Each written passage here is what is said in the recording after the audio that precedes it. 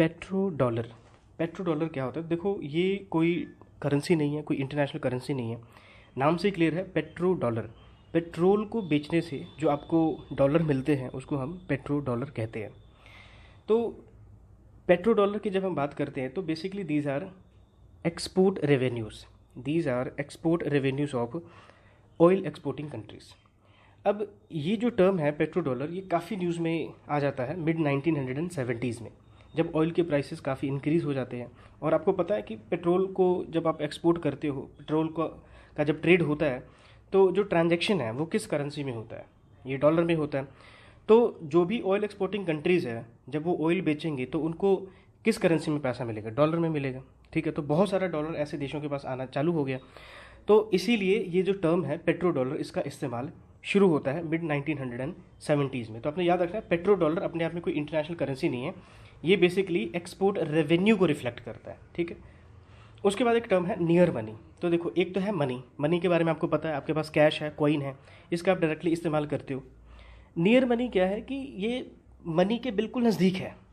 ठीक है, मनी के बिल्कुल एकदम नज़दीक है, इसका मतलब ये हुआ कि ये बहुत ज़्यादा लिक्विड है।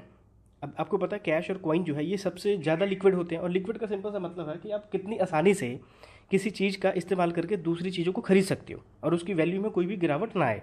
ठीक है, अगली क्लास में हम देखेंगे लिक्विडिटी क्या होता है, लेकिन अभी आप इतना समझो, लिक्विडिटी का सिंपल सा मतलब है कि आप कितनी आसानी से किसी चीज़ को आप दूसरी चीज़ को खरीदने के लिए आप इस्तेमाल करते हो और उसकी वैल्यू में कोई भी गिरावट ना आए।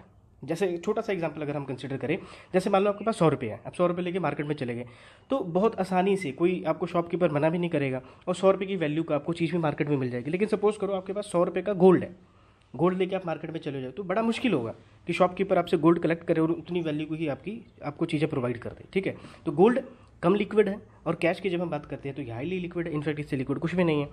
तो जब हम नियर मनी की बात करते हैं तो हम बेसिकली कैश कॉइन्स की बात नहीं कर रहे हैं, लेकिन इनके बिल्कुल नज़दीक, मतलब कि थोड़ा सा एक स्टेप और अगर ऐड उसमें कर दे तो हम बहुत आसानी से उसका इस्तेमाल कर सकते हैं मनी के रूप में ट्रांजैक्शन के लिए।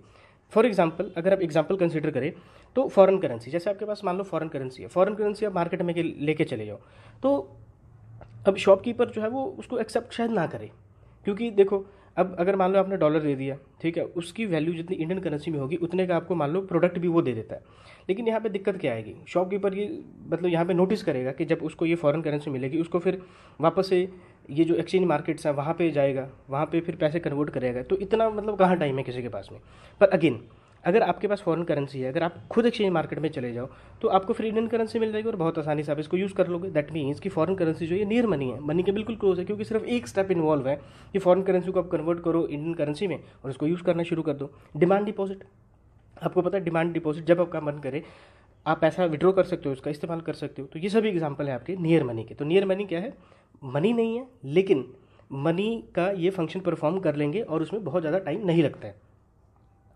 फिर लास्ट में है हॉट मनी। हॉट मनी, तो देखो इससे पहले हमने देखा था पेट्रो डॉलर। तो जैसे पेट्रो डॉलर कोई करेंसी नहीं है, ठीक इसी तरीके से हॉट मनी भी कोई भी करेंसी नहीं है। तो ये किस चीज़ की बात करता है? तो ये फ्लो ऑफ फंड्स की बात करता है। ठीक है, दो देशों के बीच में। अब ये जो फंड्स है, इनका जो ट्रेड है ये शॉर्ट टर्म बेसिस पे हो रहा है। एक तो आपने ये याद रखना है, ये दोनों टर्म्स काफ़ी इंपॉर्टेंट है कि सबसे पहले हॉट मनी एक फ्लो ऑफ फंड है, मतलब फंड्स की बात कर रहे हैं। दूसरा, ये शॉर्ट टर्म बेसिस पे हो रहा है और इसका सिंपल सा ऑब्जेक्टिव है कि शॉर्ट टर्म बेसिस पे आपको बहुत सारे प्रॉफिट जो है वो मिल जाए। हॉट मनी इसको इसलिए कहते हैं क्योंकि ये बहुत जल्दी से ट्रांजैक्शन में इसका इस्तेमाल किया जाता है। और इसका एग्जांपल क्या कंसिडर कर सकते हैं? FPI, foreign portfolio investment.